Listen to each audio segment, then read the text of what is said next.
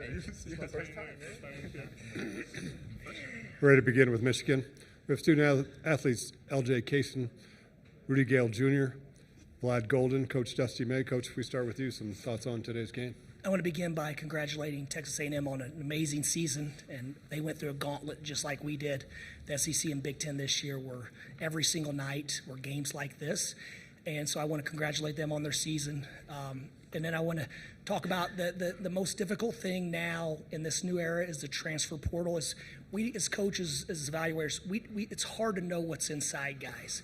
We can watch them on film, we can look at their percentages, we can break down their analytics, but you never know what's inside of them. And we knew this summer, we didn't know what this season would look like, but we knew we had some special guys with big hearts and big brains. And so it's choppy part of the year, but this group stayed together and did it together the entire way. What a cohesive group, what a resilient group. Like I said yesterday, I'm just proud to be on their team. Thank you, Coach. Question for the student athletes first. Over here, guys. Chris Bellis at the Wolverine for Roddy. Can you describe your emotion when you got the fans chanting your name after the game and your teammates mobbing you like that? Man, it's an amazing feeling, especially all that we've been through. I feel like we were clicking at the right time, especially how we were able to finish the Big Ten tournament. And I just feel like we have a great team chemistry right now. So, you know, the kind of energy that my teammates give me, and like I just feed off of it. Right here. Hey, Vlad. Payne was having a really good game, and you guys held him without a made field goal for the final 10 minutes. What was it about that stretch when you guys were able to come back and get the lead that y'all were able to shut him down on the offensive end? It's hard to shut somebody like completely, but he's obviously a great player, and we just decided to we will have to make him finish tough shots. We will have to put body on him every single time, and just basically hope he's gonna miss, because sometimes that's all you can do. And there was luck on our side, so it happened. We keep him a little bit less score. Here. Mike Kelly with the Associated Press. Vlad, they were the #1 offensive rebounding team in the nation, 4th or 5th overall in total rebounds, but you guys beat them in both categories. How were you able to win that battle on the glass? Coaches give us a great understanding who they are and what they do well. We played game before against one of the best stealing teams. Now we play against one of the best offensive rebound teams. So just a mindset. If we know what they do, we just will have to adjust it and be the same, have the same physicality as they are.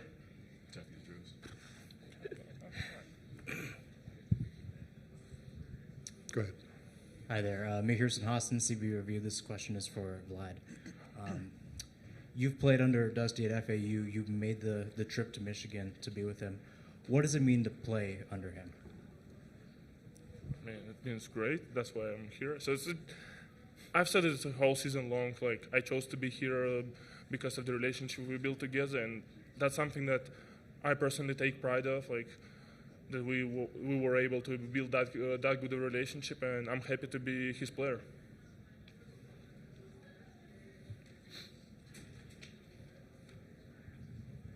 LJ, your mindset when you get into the game looks like you always want to be aggressive, but looks like you were in attack mode. Yeah, most definitely. Every time I check in, the staff, including Coach May, they encourage me and they just tell me to be me every single time I check in. So I feel like that's what I did, and that's how it came out. Other questions? Okay, we'll dismiss the student athletes at this time. Thank you, ma'am. Keep those phones put up. Celebrate with your teammates. Roddy Vlad, keep those phones up. Enjoy this with your teammates.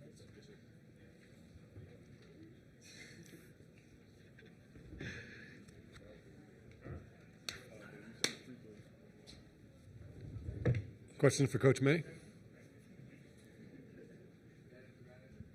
Ian Curtis with Battalion. Coach, what does it mean to beat this A&M team? I know people have touched on it, that's so good at rebounding. What does it mean to beat them at the things that they're good at the things they pride themselves on? What does it mean to dominate a game that way?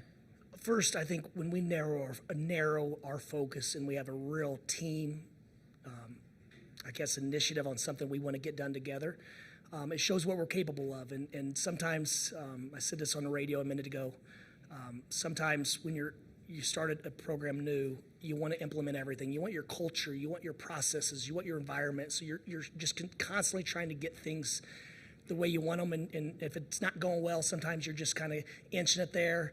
And so sometimes maybe we've done too much. I don't know. I just know that when this group is locked in on something together, then they're going to figure out a way to do it.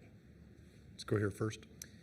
Wade Taylor hit a three to go up 70-66, and then A&M went almost 6 minutes without a made field goal. What was it about that stretch that you guys were able to lock in so well defensively and help pull away? We were able to rebound the ball. We know they rely on the offensive rebounding, and so I just thought we were getting good hits. Our guards were digging basketballs out, and then I thought we got aggressive against their three-quarter court press. And we have good playmakers, and that's what one of the timeouts, I simply reminded them that we don't know what defense they're going to be in, but when I look at this group of five, I see four playmakers, and who I think is the best big in the country.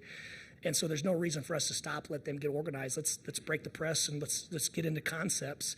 And I think that helped us. I thought that loosened the game up. And then I don't think there's any team in the country when they're scoring, their defensive energy and intensity isn't elevated. I think that was part of it. We're here. Coach John Beeline always used to talk about the outliers this time of year. Can you just talk about what LJ brought and then how happy you are for Roddy in this situation? Yeah, well, LJ, I thought it ignited this run. We were flat, and I didn't realize until I listened to Coach Williams' press conference that we played 5 in 9 days. We played 5 games. This is 5th game in 9 days. And so I started thinking, man, do we have enough in the tank? So we wanted to get to our bench. We trust those guys. I mean, we know how good they are. When they don't play, it's just we're going with somebody that's probably a little bit older and done it before. But I thought his energy, his ability to get in the paint, his decision-making was great. And that started the run. And then when the starters came back in, and then obviously Roddy's a starter that just happens to not have his name called. Those guys, they got downhill and made plays. They were poised. In the first half, there's probably 5 or 8 looks. We loved them at halftime. We went in and said, man, why isn't that dropping? We generated a point-blank shot. It didn't go in. And then we had some great looks from 3 that didn't go in. So we felt good about the way we were playing despite being down 4.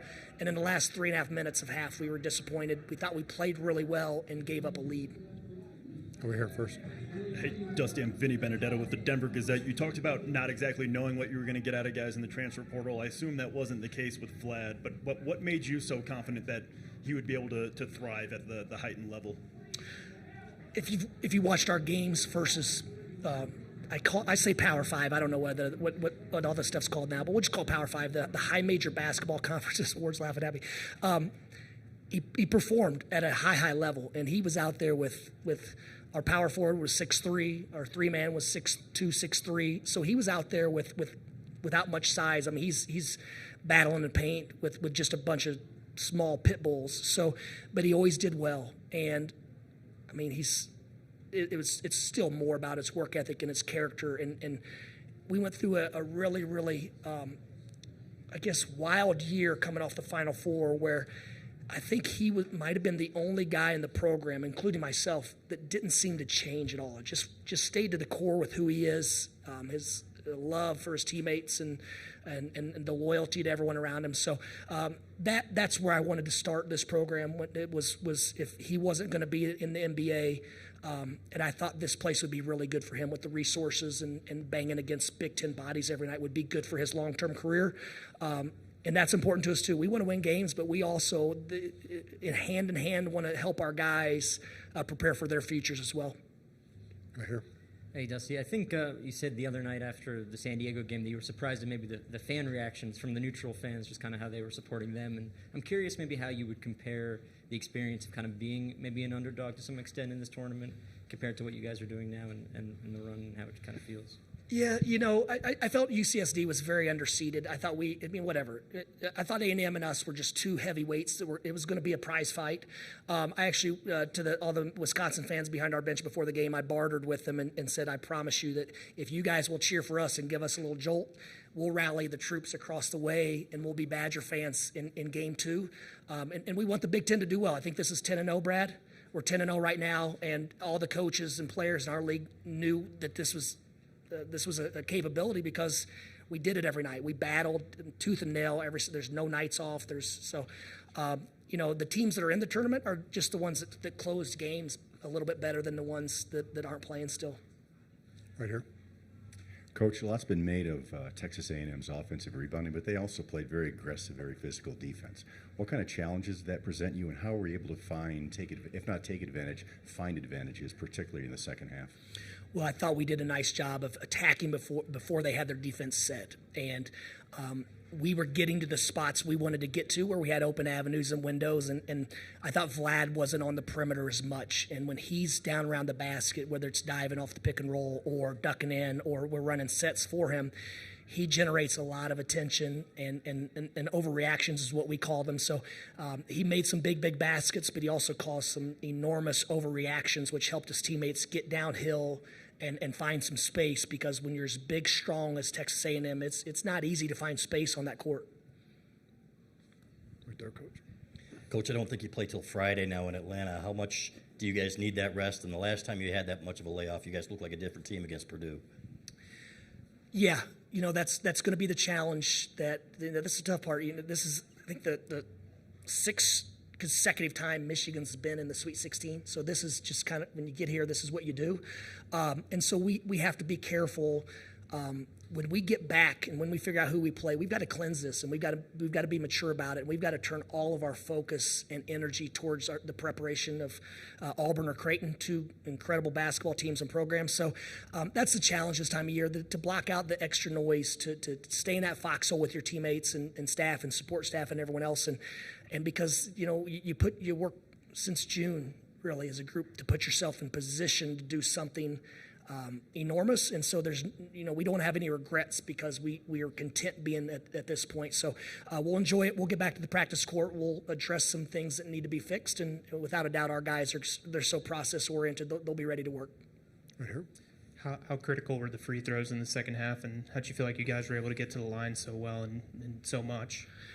Well, I thought we came up with some loose basketballs, so 50-50 balls. We were quicker too, and that's to beat Texas A&M. You have to find, but also with LJ getting in the paint and Roddy getting downhill and Ruben getting downhill, and then Trey when he came back in, that breaks the defense down. And we do have 2 7-footers, and so we're able to keep some basketballs alive. I thought Ruben Jones once again, a couple huge possessions. He tips it out. We get a start scratch. And so, obviously, you look at the box score, and 2 for 6 and 7 points and 4 assists doesn't jump out. I mean, that's a good stat line. But I thought he made a lot of invisible plays that helped us win. And then the guys, Trey, he didn't look like himself, and he came in and closed. He looked like game time Trey again.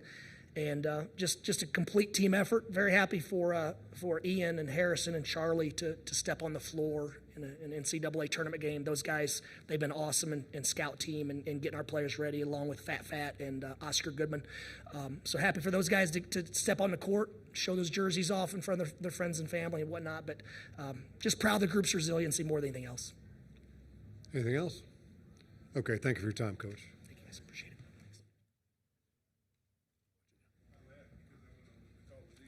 it.